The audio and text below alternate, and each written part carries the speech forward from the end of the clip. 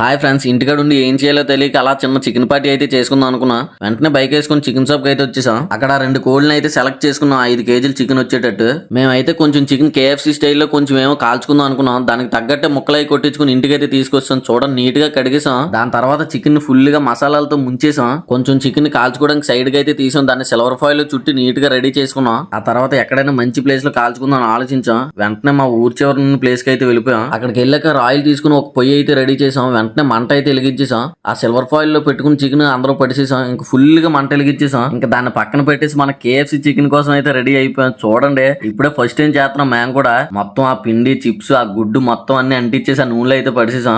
ఎలా వస్తుందనో ఆలోచించాం, కానీ చూడడానికి అయితే చాలా బాగొచ్చే. ఇంక అన్ని రెడీ అయిపోయి ఒక దగ్గర అయితే పెట్టేసుకున్నాం తినడానికి.